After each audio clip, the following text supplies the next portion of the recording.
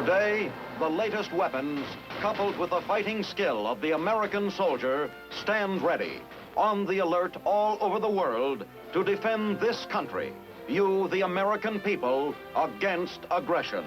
This is The Big Picture, an official television report to the nation from the United States Army. Now, to show you part of the big picture, here is Sergeant Stuart Queen. Today we are going to observe a course of training which prepares men to take their place in the Army and on the field of battle. Not with guns, but with something else, with words and thoughts. We take you now to a school which trains these men, to a small island not far from New York City, David's Island and Fort Slocum. Tune, head, hut.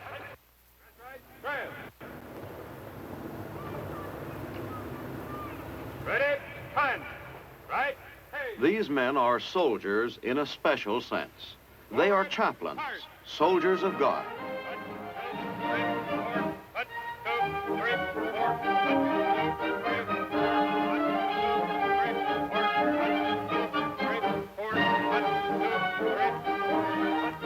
They are dedicated to a spiritual mission of answering to the religious and moral needs of men of the United States Army, wherever they are stationed, wherever they may be called.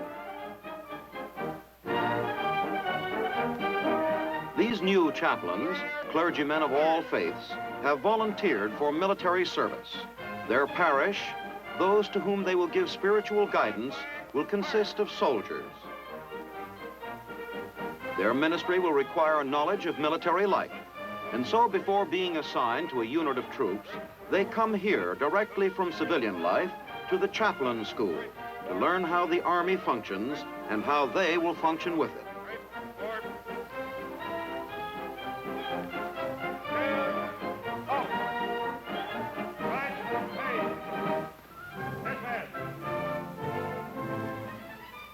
At this, their first Army address, they meet, and as most soldiers do during the first days of military life, become acquainted. So you haven't had much experience? No, as a matter of fact, I haven't. I've just graduated from the seminary, and then after we get through the course here, I go out to Fort Bliss as the assistant post chaplain. How about yourself? Well, we Catholics have a ruling that a man must have 3 years' experience before joining the Army. I've been a pastor for the past 3 years at St. Cloud, Minnesota. Oh, is that so? I have a pastorate, a small one, back in Tyler, Texas. After I finish school here, I'll have my reserve commission, and I'll be attached to a reserve unit in Longview, Texas. Just where is Longview? Longview is in East Texas, about 20 miles from Tyler. A clergyman may be here because he is entering on a career as a chaplain in the regular Army, or he may have joined a reserve unit in his town or city. In either case, he attends the chaplain school for his adjustment to military life. And so the military life begins, and the Army way becomes a clergyman's way. The adjustment is not a difficult one. Cleanliness is next to godliness, and he readily accepts what is in essential harmony with his religious creed. To be a source of spiritual strength to others, his own devotional life must not be neglected. At the Chaplain Center, he attends morning devotions.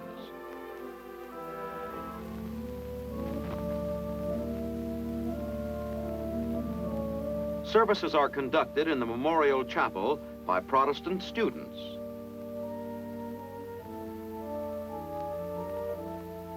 Catholic chaplains celebrate their daily masses.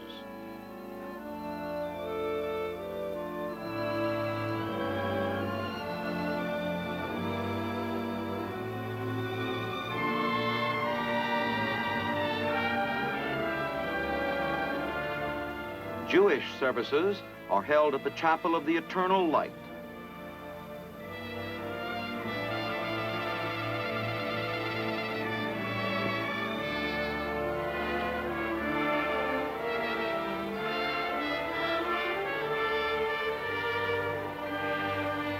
The Chapel of the Centurion is available for use by other denominational groups, including Episcopalian and Lutheran. Approximately 73 different denominations are represented in the chaplaincy, and provision is made for each chaplain to worship within the framework of church practice that is familiar to him.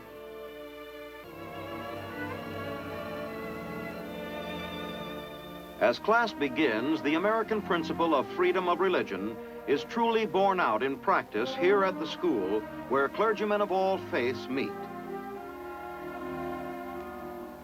Side by side in a common belief in their country, they come to see more clearly than before the true meaning of American religious freedom. Although they believe differently, they work together in harmony without compromising their religious principles.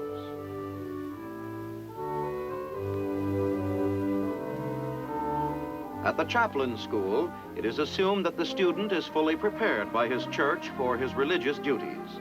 Here, the effort is concentrated on helping him to supplement his religious training with a knowledge and understanding of his future military pastorate. He learns how a military headquarters operates and what his relationship is to that headquarters and other staff officers in it.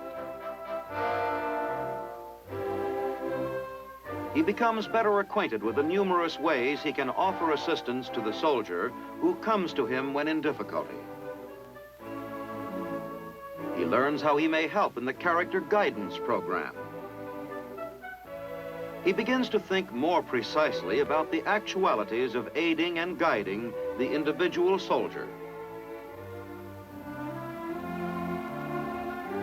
There are many practical matters: how to keep a council book, the official record of the expenditures of his religious fund, and many other details of the chapel and its supervision.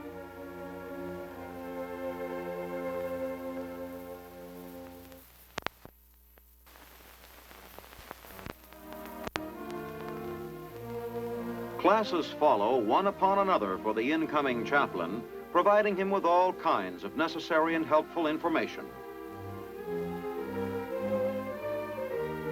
For those chaplains who have been in the field, the school provides an advanced curriculum. These are older men, experienced in the problems of the chaplaincy, yet eager to extend their knowledge. They find in this return to the classroom a rare opportunity to deepen the quality and feeling of their role as spiritual counselor. Although many of these men have been in the thick of combat, they have not forgotten to look lightly upon many matters that come into their province. Instruction on this pleasant island is sometimes conducted out of doors.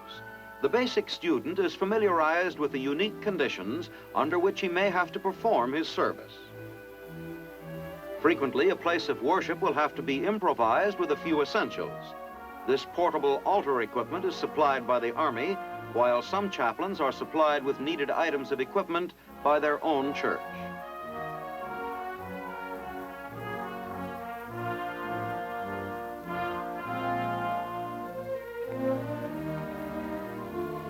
The chaplain's altar is often the hood of a jeep, the tailgate of a truck, or in an open field, wherever conditions permit, and sometimes where they do not, where danger is close by. It is during periods of extreme tension that the chaplain must be prepared to make great sacrifices, to perform long, arduous, and sometimes painful duties.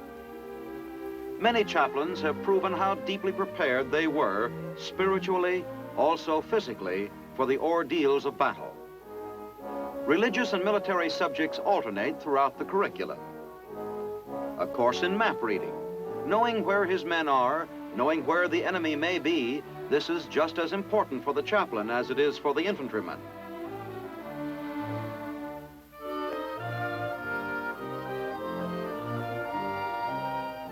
Proficiency in reading the compass is eagerly sought for, and some of the chaplains attain a skill in leading their men over other than spiritual fields.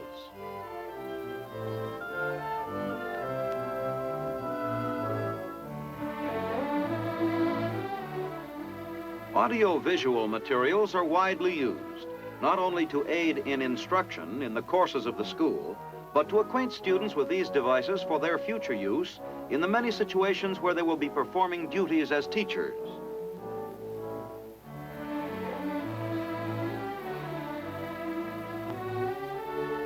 Some equipment helps the chaplain to practice what to preach. In order to know what either is.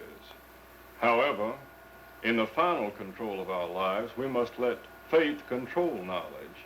Do not supplement faith with knowledge. Do not ever get beyond the simplicity in faithful living, as everyone has opportunity to enjoy.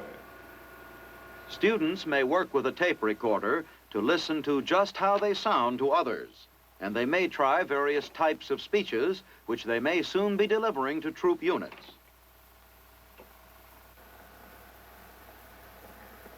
In our hearts, we must mingle faith and true knowledge in order to know what either is. However, in the final control of our lives, we must let faith control knowledge. Do not supplement faith. But the machine is merely a tool. Nothing takes the place of the relationship of teacher and student. Chaplain Sullivan, when we speak of the spiritual roots of the American way of life, do we mean that man is primarily a spiritual being? Yes, Chaplain Anderson, when we say that the American way of life is rooted in the spirit, we mean that the idea of man implied is that he is first of all created in the image of God as a spirit. Yes, Chaplain Brown.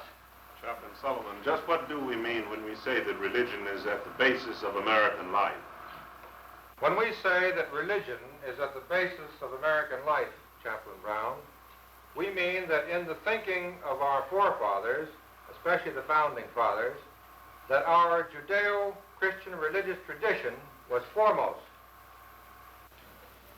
So to go on, gentlemen, with our study of the meaning of democracy as we have it in America, let us remember. The student's intellectual life has a place to grow here in the library, which is an important focus of student activity at the Chaplain School for research as well as leisure reading.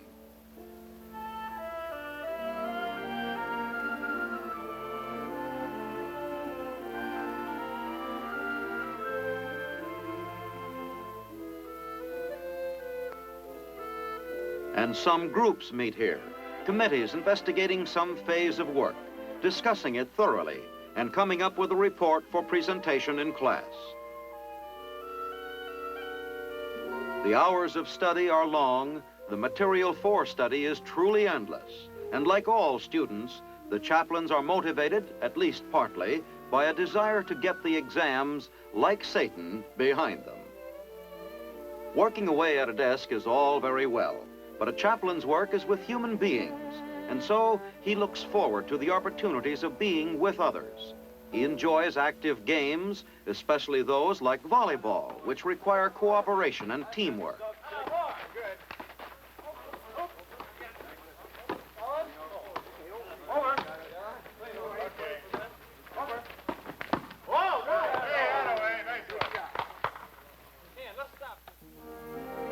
Soon the chaplain will leave the school to join his unit. He will then become part of a great body of alumni scattered throughout the world, men who have chosen to give their lives in the service of God and country.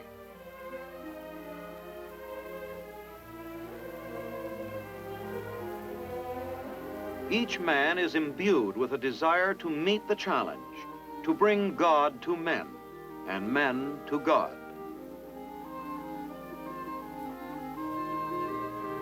Here in the Chaplain Center is the Gallery of Remembrance, a room dedicated to those chaplains who lost their lives in the service of their country.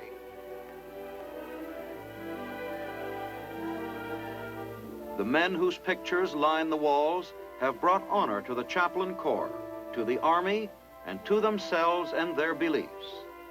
Perhaps one painting here expresses the sacrifice that each has made. How do you do, John? How do you do, sir? I see you're looking at our Hall of Remembrance. Yes, sir. Sir, what is the significance of this painting? Well, this painting is a copy of the painting commemorating the sinking of the Dorchester in the North Atlantic in World War II. when 4 of our chaplains, 1 Catholic priest, 2 Protestant chaplains, and 1 Jewish chaplain, gave their lifebelt to enlisted men on board the ship, and of course they went down with the ship.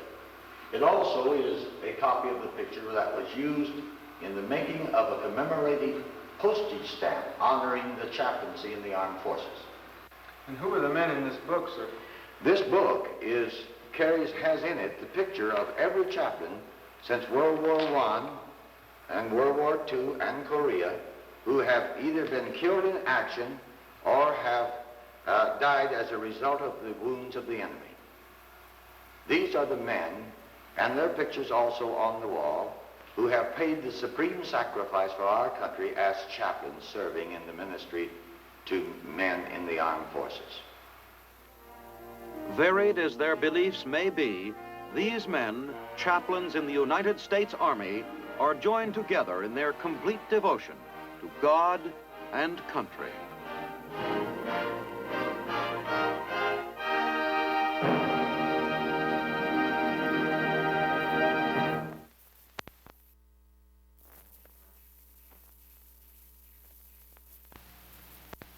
In another part of the world, over 6,000 miles away, on a small rocky island, is another kind of a story. Here, men are already in combat. Men fighting an invisible enemy, disease. This is the island of Okinawa, 12 miles wide, 18 miles long. While it isn't very big, its strategic location, only 400 miles from the mainland of communist China, has made it one of America's most vital military bases and earned it the nickname Keystone of the Pacific.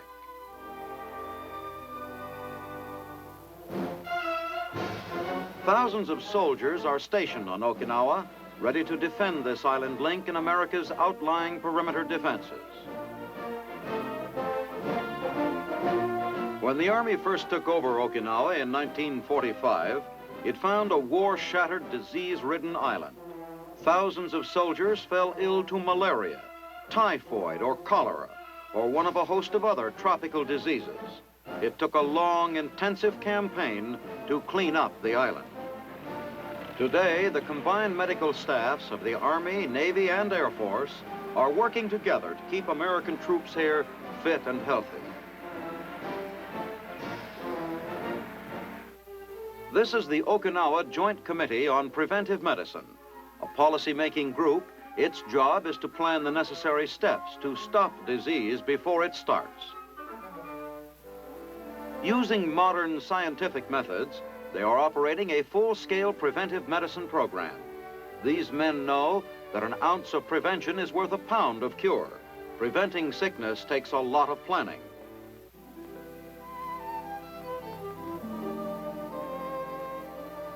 Military facilities on Okinawa are first-rate. The men eat in cheerful family-style mess halls. One of the main jobs of the United States Army preventive medicine teams is to make sure that all food is free of harmful bacteria.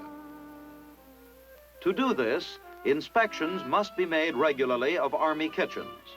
Daily visits by a preventive medicine officer helps keep kitchen personnel on their toes.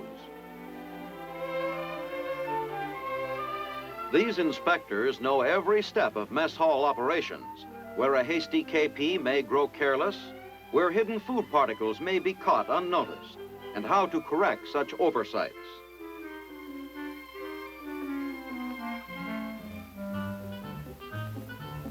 A single contaminated tray could give food poisoning to many soldiers. All food is carefully examined before it is prepared for serving, for in this tropical climate, vegetables spoil quickly.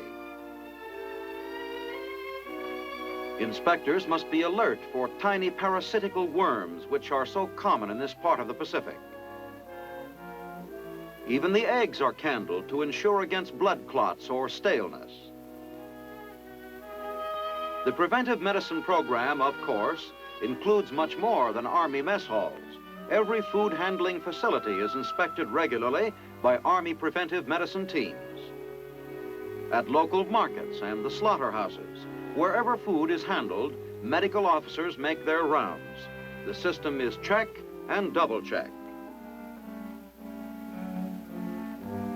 No germs will leave the slaughterhouse in this chopped meat. Every side of meat must pass U.S. government specifications and have a stamp of approval. Because vegetables pick up bacteria from the soil in which they are grown, soil samples are taken for laboratory analysis.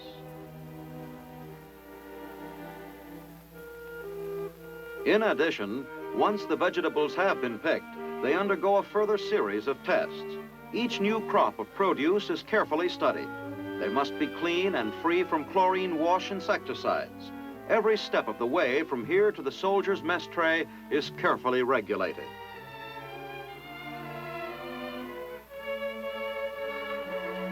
Two crops a year are harvested from the Army-regulated farms, providing an abundant supply of fresh fruit and vegetables.